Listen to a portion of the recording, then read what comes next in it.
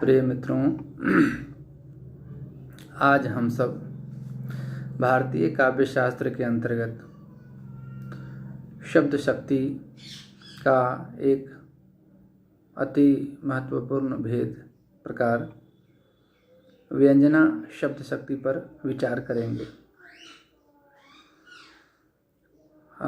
इस विचार विमर्श के पश्चात आप व्यंजना शब्द शक्ति को जान पाएंगे, उसके भेदों को जान पाएंगे एवं काव्य में या साहित्य में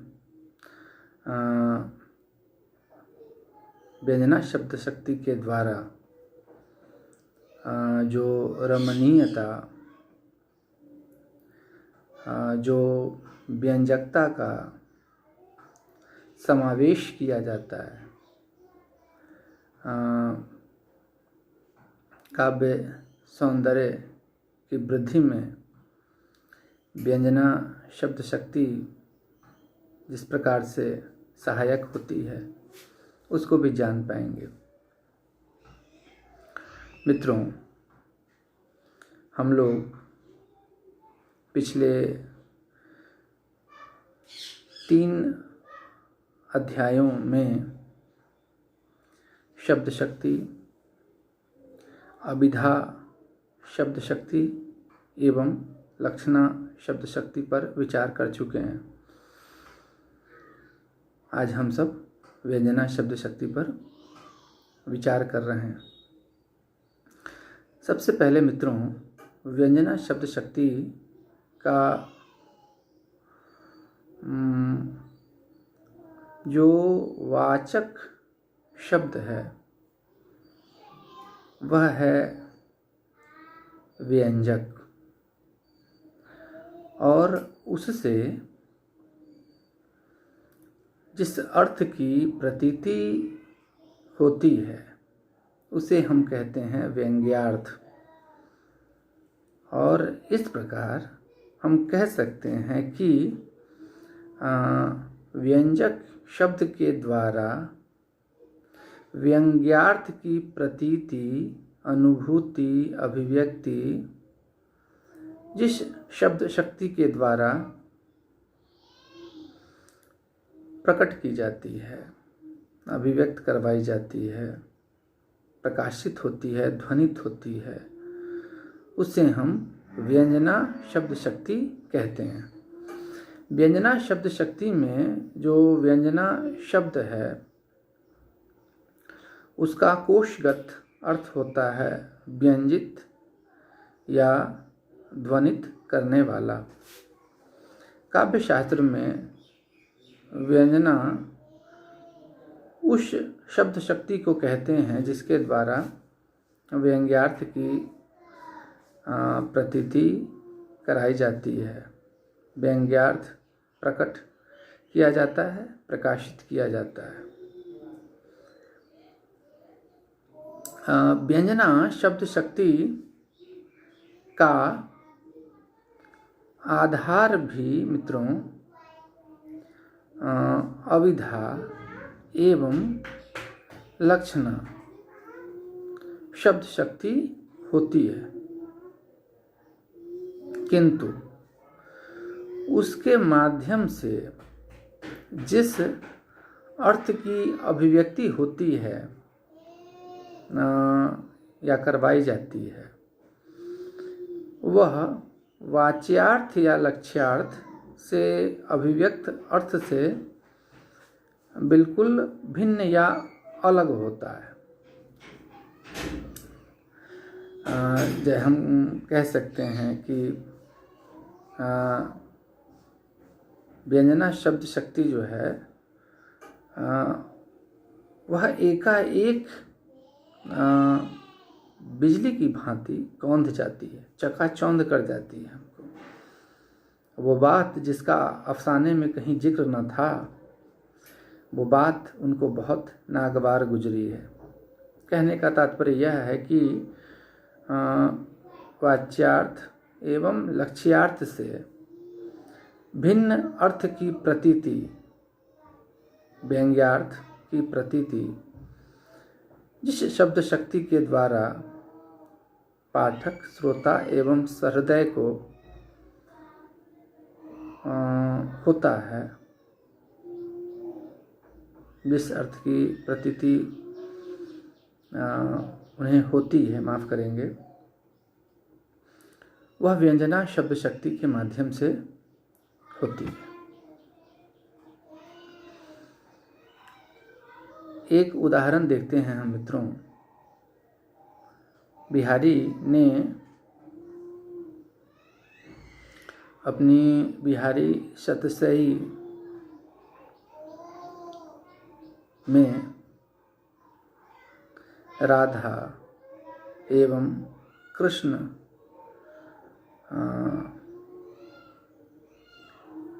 को केंद्र में रखकर उनके गुणों को प्रकाशित करने के लिए, समान गुणों पर प्रकाश डालने के लिए एक दोहा रचा है। उसको देखते हैं हम लोग।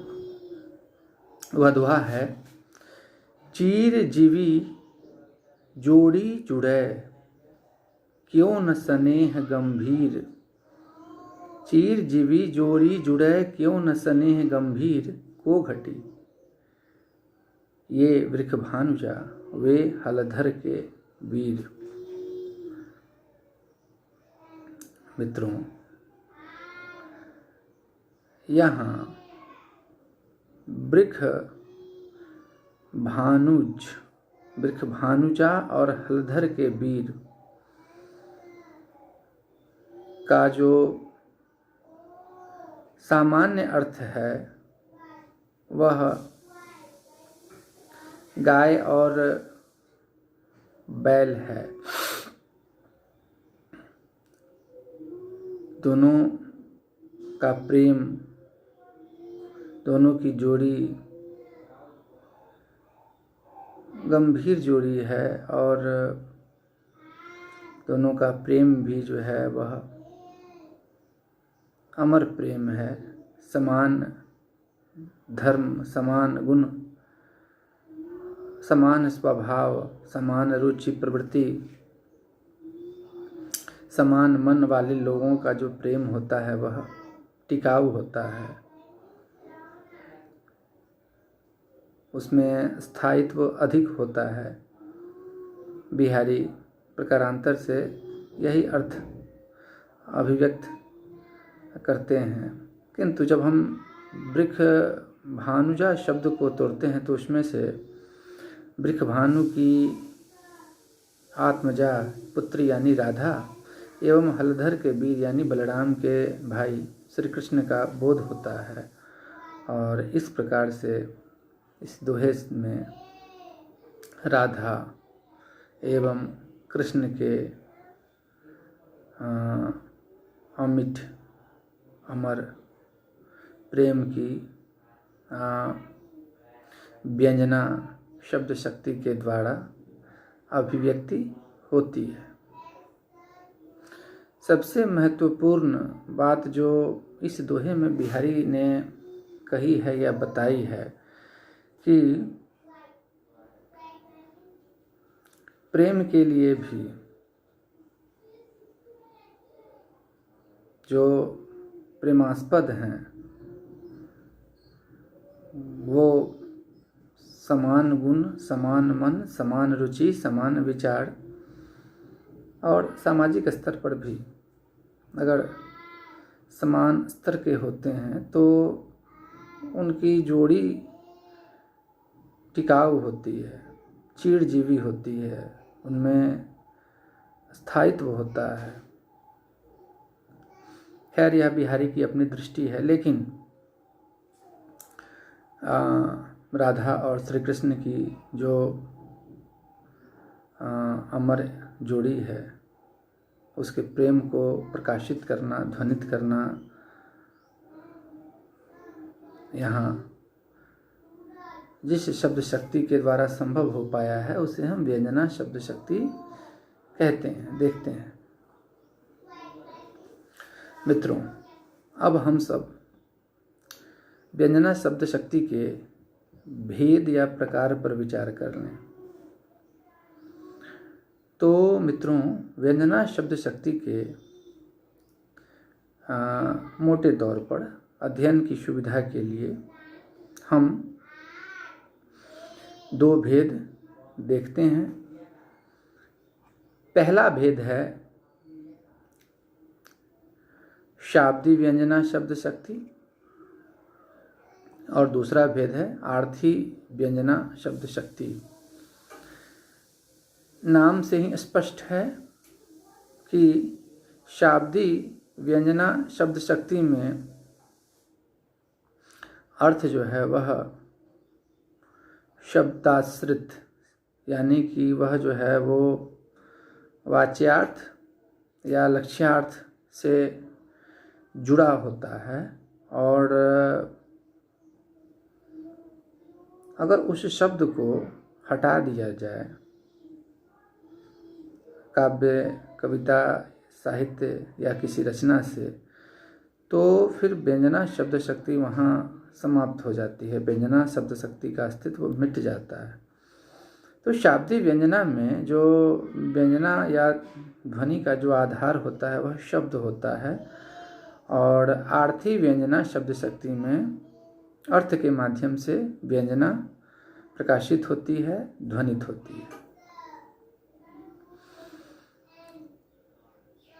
अब हम मित्रों शाब्दी व्यंजना शब्द शक्ति के भी दो भेद देखते हैं। साहित्याचार्यों ने व्यंजना शब्द शक्ति के भी जो दो भेद किए थे, शाब्दी व्यंजना एवं आर्थी व्यंजना, और पुनः शाब्दी व्यंजना के भी दो भेद किए गए हैं। जो पहला भेद है वह है अभिधा मूला शाब्दी व्यंजना, एवं जो दूसरा भेद है वह है लक्षणा मूला शाब्दी व्यंजना। अभिधा मूला शाब्दी व्यंजना में वाच्यार्थ प्रकट हो जाता है और उसके पश्चात व्यंग्यार्थ की प्रतीति होती है। जैसे उदाहरण हम देखते हैं, सोहत नाग न मद बिना, तान बिना नहीं राग। मित्रों, यहाँ जो नाग शब्द है वह अनेकार्थी शब्द है। वाच्यार्थ इस पंक्ति में यह निकलता है कि हाथी मद के बिना नहीं शोभित होता है, उसका महत्व मद के बिना नहीं होता है, और तान के बिना राग का महत्व नहीं होता है। संगीत में तान का विशेष महत्व है और हाथी के लिए मद का विशेष महत्व है। किंतु इसी पंक्ति में मित्रों, अगर हम नाग शब्द का एक अर्थ सर्प या सांप रख दें तो व्यंग्यार्थ निकलता है इससे कि बुरे लोगों की पहचान उनके मद यानी घमंड या अहंकार से होती है। बुरे लोग अब घमंड या अहंकार के कारण अच्छे तो किसी को लगते नहीं हैं, कोई लगता नहीं है। अवगुणों के कारण कोई किसी को अच्छा लग सकता है, या तो दुर्लभ ही है। किंतु इस पंक्ति से यह व्यंजना प्रकट होती है कि जो दुर्जन होता है, जो अत्याचारी होता है, जो बुरा होता है, उसकी पहचान उसके घमंड, उसकी अकड़ से होती है। तो सोहत नाग न मद बिना, बुरे लोग अहंकार उनका जो है विशेष गुण या अवगुण होता है और वही उनकी विशेषता होती है, उसी से उनका नाम कुख्यात होता है लोक में।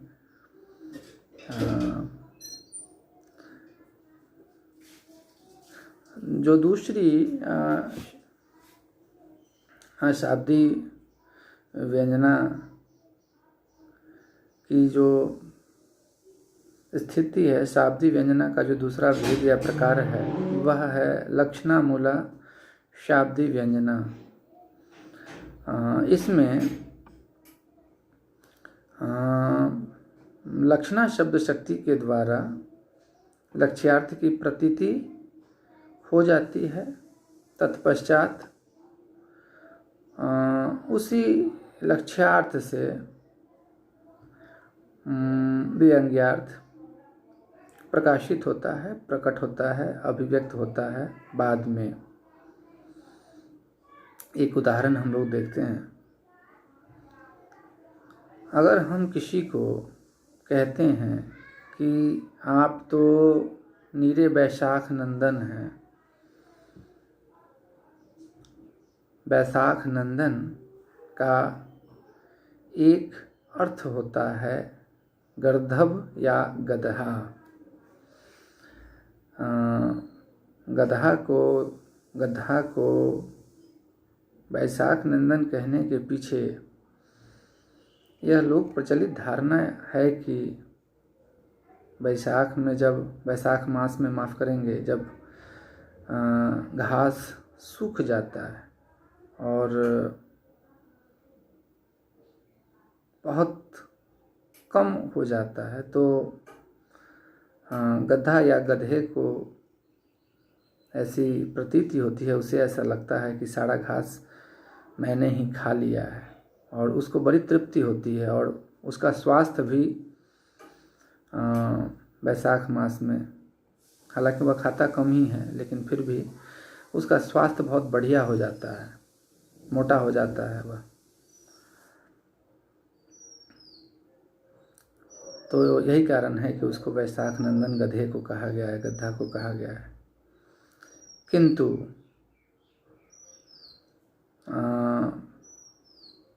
गधे या गधा में भी जो मूर्ख अर्थ की व्यंजकता है वह बाद में प्रकट होती है कि सामने वाले को वैशाख नंदन के माध्यम से मूर्ख कहा जा रहा है। तो यहाँ जो है मूर्ख शब्द जो है वह लक्षणामूला शब्द शक्ति पर आश्रित होता है और वह बाद में प्रकाशित या उद्घाटित होता है। मित्रों, व्यंजना शब्द शक्ति का जो दूसरा भेद है वह है आर्थी व्यंजना शब्द शक्ति।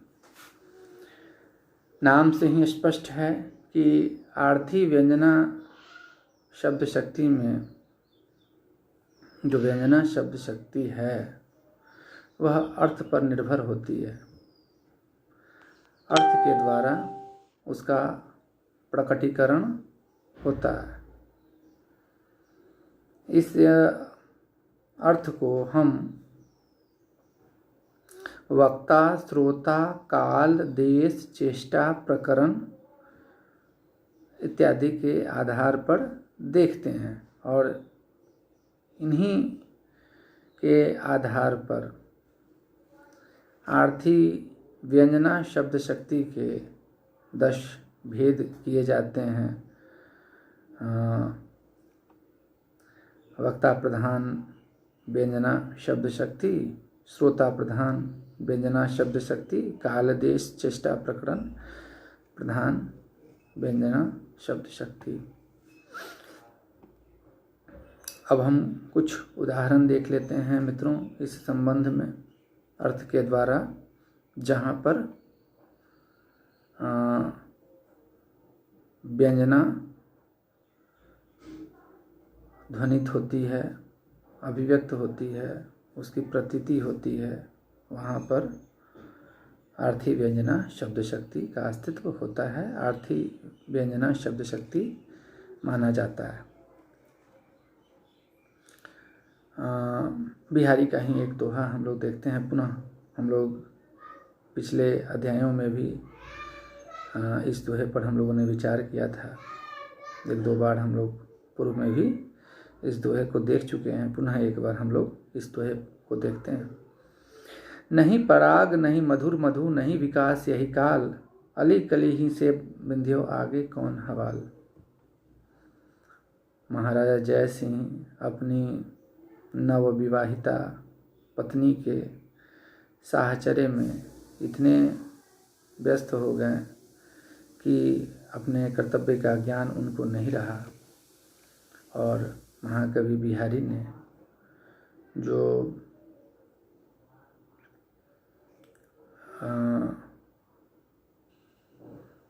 उनको इस दोहे के माध्यम से कर्तव्य का ज्ञान करवाया, कर्तव्य का बोध करवाया कि अभी तो उचित समय नहीं है आनंद प्रकरण हेतु, फिर आप क्यों उसमें रमे हुए हैं। उसका उचित समय जब आएगा तभी उसमें रमन करने की आवश्यकता है। अभी फ़िलहाल आपके लिए जो उचित कार्य है, उचित कर्तव्य है, वह अपने राज्य की देखभाल करना है।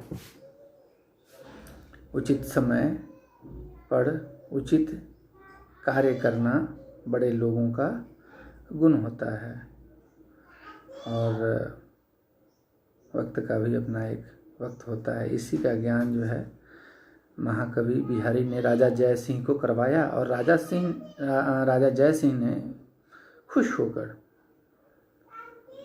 बिहारी को न केवल अपने राज्य में महत्वपूर्ण पद प्रदान किया, बल्कि उन्होंने उनके एक एक दोहे पर सोने की एक एक असरफी भी प्रदान की। दूसरा उदाहरण हम लोग देखते हैं मित्रों, रामचरितमानस की यह पंक्ति है। मैं सुकुमारी नाथ वन जोगू, तुम ही उचित तप मुँह कहाँ भोगू। वन गमन का प्रसंग है।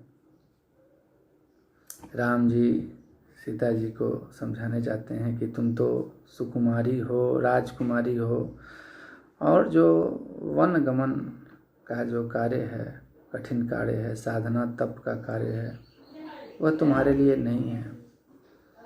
तो सीता कहती हैं कि मैं सुकुमारी हूँ और आप तो वनवासी हैं, आपको तप प्रिय है और मुझे भोग प्रिय है। अब प्रकारांतर से राम को सीता, यह माफ़ करेंगे माँ सीता, राम को माँ जनक नंदिनी सीता यह भाव बता देती हैं कि हम दोनों ही राजकुमार और राजकुमारी हैं, और हम दोनों ने ही त्याग और तपस्या को अपने पूर्व जीवन में बहुत महत्व नहीं दिया है। त्यागी और तपस्वी हम लोग नहीं हैं। हम लोग सुख में पले हुए राजकुमार और राजकुमारी हैं, और जैसी स्थिति में मैं रही हूँ वैसी ही स्थिति में आप भी रहे हैं। तो अगर आप तप त्याग तपस्या को ग्रहण कर सकते हैं, वनगमन कर सकते हैं, आप उसके योग्य हैं, तो मैं भी उसके योग्य हूँ। मैं भी आपके साथ सुख दुख में समान भूमिका निर्वाह करने के योग्य हूँ, उसके समक्ष हूँ।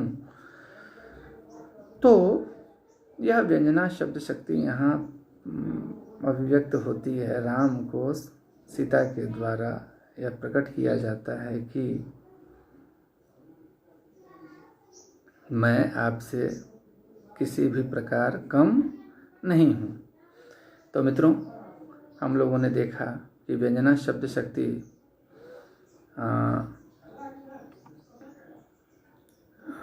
शब्द एवं अर्थ के माध्यम से प्रकट होती है। उसके इसी आधार पर दो भेद होते हैं, शाब्दी व्यंजना शब्द शक्ति एवं आर्थी व्यंजना शब्द शक्ति। शाब्दी व्यंजना शब्द शक्ति के भी हम लोगों ने दो भेद देखे हैं, अभिधा मूला शाब्दी व्यंजना एवं लक्षणा मूला शाब्दी व्यंजना। और जो आर्थी व्यंजना शब्द शक्ति है वह वक्ता, श्रोता, काल, देश, चेष्टा, प्रकरण इत्यादि के आधार पर उसका निर्धारण होता है। व्यंजना शब्द शक्ति जो है वह काव्य में चमत्कार उत्पन्न करता है। उससे जो काव्य का अर्थ सौंदर्य है वह उत्कृष्ट रूप में निखर कर हम सबके समक्ष आता है और सहृदय पाठक या श्रोता को चमत्कृत कर जाता है। उसे इस अर्थ प्राप्ति के बाद अत्यंत संतोष, सुख एवं आनंद की प्रतीति होती है और इस भाव को वह भुलाए नहीं भूलता है। तो व्यंजना शब्द शक्ति के द्वारा जिस अर्थ की प्रतीति होती है, जिस अर्थ को ध्वनित किया जाता है, प्रकाशित किया जाता है साहित्य में या काव्य में, उसका प्रभाव अति व्यापक होता है और वह काव्य को राधा और कृष्ण की जोड़ी की तरह चीड़जीवी बनाता है। बहुत बहुत धन्यवाद आप सबका।